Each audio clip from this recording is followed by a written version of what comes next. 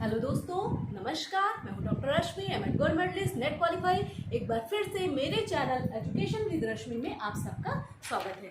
दोस्तों, थॉर्नडाइक की क्लास पूरी की पूरी हो गई थी। वीडियो काफ़ी लंबा हो गया था, लेकिन जो आगे के सिद्धांत हैं हम थोड़े थोड़े टुकड़ों में उनको पढ़ेंगे ताकि क्लास बहुत ज़्यादा लंबी ना हो, आप लोग को देखने में उसमें कोई समस्या ना हो। तो आज का जो हमारा सीखने का सिद्धांत है, पुनर्बलन सिद्धांत के अंतर्गत हम दीपक अनुक्रिया सिद्धांत के अंतर्गत जो पुनर्बलन सिद्धांत के समर्थक थे थॉर्नडाइक, उनके बारे में हमने बात की थी। आज हम बात करने वाले हैं पावलोव के सिद्धांत की। ठीक है, पावलोव का जो सिद्धांत है ये भी बहुत इम्पोर्टेंट है। तो आज हम बात करेंगे कि इनका सिद्धांत क्या था, कहाँ से उदय हुआ, और मेन जो इनके सिद्धांत का कह लीजिए कि एक इंट्रोडक्शन टाइप का जो होता है वहाँ से अच्छी खासी क्वेश्चनिंग होती है, उस पर हम इस वीडियो में बात करने वाले हैं। तो हम बात करेंगे अनुकूलित अनुक्रिया सिद्धांत की। अनुकूलित अनुक्रिया सिद्धांत, ठीक है। अनुकूलित अनुक्रिया सिद्धांत के बारे में हम बात करेंगे। क्लासिकल कंडीशनिंग थ्योरी, क्लासिकल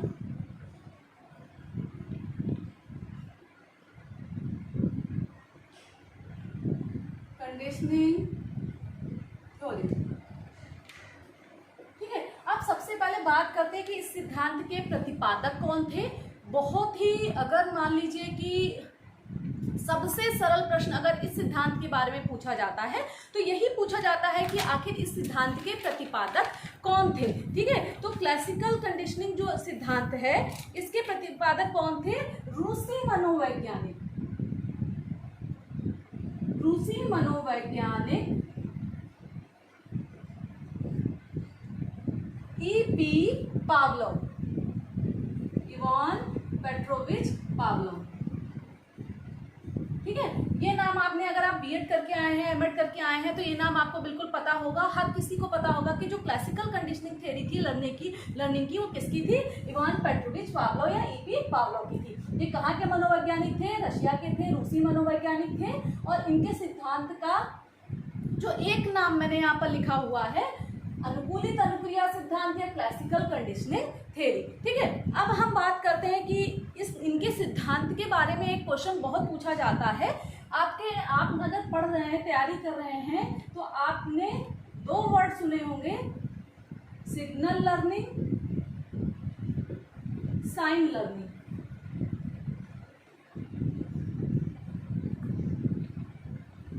ठीक है, दो क्वेश्चन आपके सामने आए होंगे कि सिग्नल लर्निंग किसकी है और दूसरा साइन लर्निंग किसकी है। ठीक है, तो याद रखिएगा कि पावलोव के सिद्धांत से संबंधित है सिग्नल लर्निंग, यानी कि हिंदी में अगर इसको बात करते हैं तो संकेत अधिगम, संकेत अधिगम। ये प्रश्न एग्जाम में पूछा जाता है, तो साइन लर्निंग और सिग्नल लर्निंग में कंफ्यूज नहीं होना है। सिग्नल लर्निंग यानी संकेतों के माध्यम से सिखाने की जो प्रक्रिया बताई वो किसने बताई? वो इवान पेट्रोविच पावलोव ने बताई थी। ठीक है, अब इनका सिद्धांत किस पे आधारित है? ठीक है, तो इनका सिद्धांत जो है, ये सब नोट करिए, ये सब प्रश्न जो हैं एग्जाम में पूछे गए हैं। ठीक है, विभिन्न जो पेपर, जो कह लीजिए कि एनटीए नेट का पेपर, हायर का पेपर, जीडीसी का पेपर, जीआईसी का पेपर, ठीक है, एजुकेशन से जो रिलेटेड है, यही क्वेश्चनिंग बार बार कहीं ना कहीं घूम फिर कर हुई है कि जो पावलोव का क्लासिकल कंडीशनिंग जो थ्योरी थी या फिर अनुकूलित अनुक्रिया जो सिद्धांत था वो किस पर आधारित है, किस उपागम पर आधारित है? तो वो यांत्रिक उपागम पर आधारित है। अब यांत्रिक उपागम के बारे में थोड़ी सी चर्चा कर लेते हैं। इसलिए अब एक क्वेश्चन और इसी से रिलेटेड यहाँ पर आ गई, पूछा जाता है कि किसके सिद्धांत में जो अधिगम करता है सक्रिय भूमिका निभाता है और किसके सिद्धांत में निष्क्रिय भूमिका है। ठीक है। अच्छा, चूंकि पहले इसको आप समझेंगे तब आपको ये समझ में आएगा। तो जो थॉर्नडाइक और स्किनर की जो थ्योरी थी, आपने देखा कि बिल्ली भी पूरी तरह से सक्रिय है, तभी वो सीख रही है, और जो स्किनर का जो चूहा था जिसको उन्होंने बॉक्स में बंद किया था, वो भी कुछ ना कुछ क्रियाएं कर रहा है, इसलिए वो भी सक्रिय है। तो थॉर्नडाइक और स्किनर का जो सिद्धांत है उसमें आप बता सकते हैं कि इनके सिद्धांत में अधिगमकर्ता किस भूमिका में है, सीखने वाला सक्रिय भूमिका में है। जबकि पावलोव की बात करते हैं, अनुकूलित अनुक्रिया सिद्धांत की बात करते हैं, तो इसमें इनके सिद्धांत में जो भी अधिगम करता है वो किस भूमिका में है, बिल्कुल निष्क्रिय भूमिका में है। अब इसको यहाँ पर बताने का मतलब यही था कि इनका सिद्धांत यांत्रिक उपागम बाधाएं थे, यानी कि कुत्ते को क्या किया गया है, सिर्फ यंत्रों के बीच में बांध दिया गया है, कोई भी फिजिकल एक्टिविटी कुत्ते के द्वारा नहीं की जा रही है, ठीक है। इसलिए दोनों चीजें क्या है, बिल्कुल कोरिलेट है। यहाँ पर यंत्रों के माध्यम से सारी सीखने की प्रक्रिया हो रही है, इसीलिए अधिगमकर्ता जो है वो पूरी तरह से निष्क्रिय भूमिका में है, ठीक है। अब इनके बारे में और एक महत्वपूर्ण बात, एक तो ये रूसी मनोवैज्ञानिक थे, और 1902 ईस्वी में इन्होंने, ये मुख्य रूप से अगर बात की जाए तो ये शरीर वैज्ञानिक थे, यानी कि शरीर में जो भी क्रियाएं, पाचन क्रियाएं जो होती हैं, डाइजेस्टिव सिस्टम है, उन पर ये रिसर्च कर रहे थे, ठीक है। तो 1902 ईस्वी में पाचन क्रिया की दैहिक व्याख्या, पाचन क्रिया की दैहिक व्याख्या, ठीक है। शरीर वैज्ञानिक थे, शरीर वैज्ञानिक थे, शरीर का अध्ययन, शरीर में किसका, पाचन क्रिया का अध्ययन इन्होंने किया, उसकी व्याख्या प्रस्तुत की 1902 ईस्वी में। और इसी काम के लिए 1904 ईस्वी में इनको नोबेल पुरस्कार दिया गया। क्या दिया गया, नोबेल पुरस्कार, ठीक है। तो ये क्वेश्चन भी एग्जाम में पूछा गया कि किस मनोवैज्ञानिक को नोबेल पुरस्कार दिया गया उसके काम के लिए या फिर उसके रिसर्च के लिए, प्रयोग के लिए, और किस सन में दिया गया। तो ये दोनों चीजें आपको याद रखनी है। 1904 में दिया गया, किसके लिए, पाचन क्रिया की दैहिक व्याख्या के लिए, किसको दिया गया, पावलोव को दिया गया, ठीक है। अभी ये इंट्रोडक्शन ही इनका चल रहा है, यहाँ से क्वेश्चनिंग, कितनी क्वेश्चन निकल कर आपके सामने आ गए हैं, जो आपको अपने नोट्स में एक एक लाइन में नोट कर लेने हैं, ठीक है। अब चूंकि यहाँ पर बताया, ये बता ही चुके हैं कि निष्क्रिय भूमिका में अधिगम करता है, यांत्रिक उपागम पर आधारित है। तो प्रयोग, तीसरा इसमें यहीं पर पॉइंट आता है, प्रयोग की जो दशाएं हैं वो कैसी हैं, प्रयोग की जो दशाएं हैं वो नियंत्रित दशाएं हैं। कैसी दशाएं हैं, नियंत्रित दशाएं हैं, ठीक है। और जो जिस कमरे में प्रयोग किया जा रहा था वो पूरी तरह से कैसा था, बाधा से मुक्त था।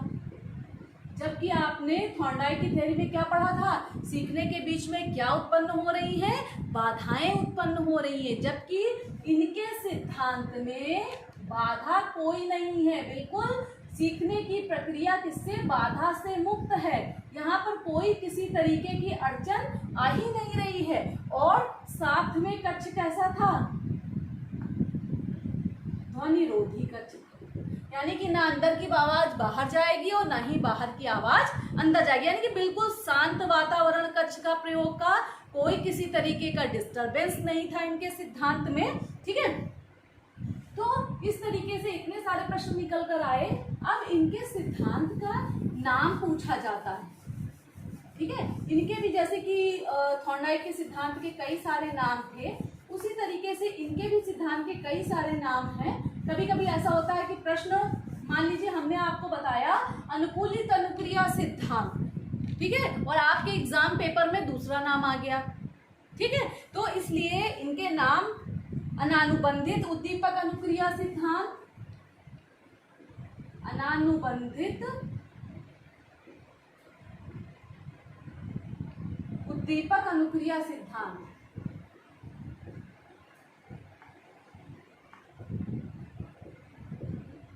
मेन याद रखिएगा अनुबंधित अनुबंधन या अनुकूलन इनके सिद्धांत में होगा, जरूर मिलेगा आपको, नाम उसके आगे कोई भी हो, ठीक है, अनुबंधन या अनुकूलन। ठीक है, अगला है अनुकूलित प्रत्यावर्तन सिद्धांत।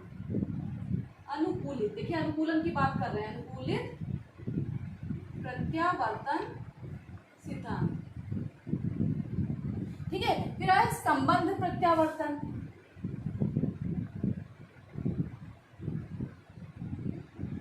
सिद्धांत, शास्त्रीय अनुकूलन सिद्धांत,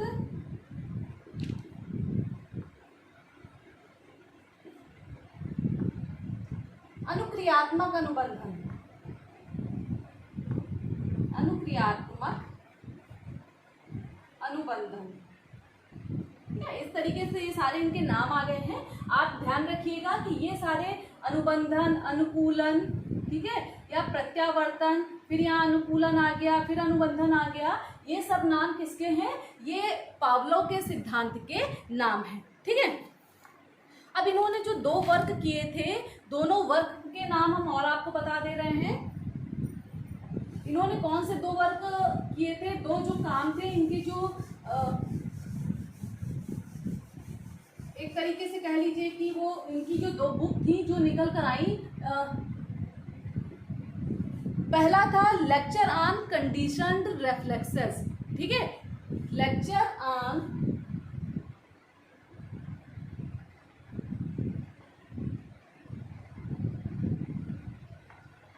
रेफ्लेक्सेस।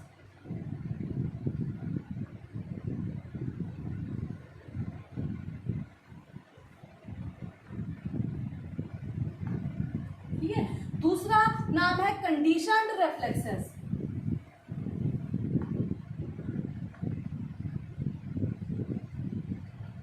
ये दोनों नाम याद कर लीजिए। पूछा जाता है कि आखिर ये जो बुक है ये किसकी है। ठीक है, तो ये पावलोव की है। अब इन्होंने इंट्रोडक्शन में ही अपने सिद्धांत को, जो मेन जो इनका प्रयोग था, उसको शुरू करने से पहले एक बात और क्लियर की। वो इन्होंने बताया कि प्रत्येक व्यक्ति, यानी कि हर एक व्यक्ति में जन्म से ही कुछ क्या होती हैं? मूल प्रवृत्तियां होती हैं। मूल प्रवृत्तियां यानी कि टेंडेंसीज। मूल प्रवृत्तियों की इन्होंने बात की है, इसको याद रखिएगा। ठीक है, जन्म से ही प्रत्येक व्यक्ति में क्या पाई जाती है? मूल प्रवृत्तियां पाई जाती हैं। और जब उन मूल प्रवृत्तियों से संबंधित कोई उद्दीपक यानी कि स्टिमुलस जब उनके सामने आता है, तो उन मूल प्रवृत्तियों के लिए वो क्या करते हैं? रिस्पॉन्स करते हैं। ठीक है, जैसे भूख क्या है? एक मूल प्रवृत्ति, एक जन्मजात प्रवृत्ति, आपको पता है। व्यक्ति भूखा है, ठीक है, जैसे ही उसके सामने भोजन आया वैसे ही उसने लार, ठीक है। तो पावलोव ने किसकी बात की है? मूल प्रवृत्तियों की बात की है। और मूल प्रवृत्तियों के आधार पर ही स्टिमुलस प्रस्तुत किया जाता है, तो उसके प्रति व्यक्ति क्या करता है?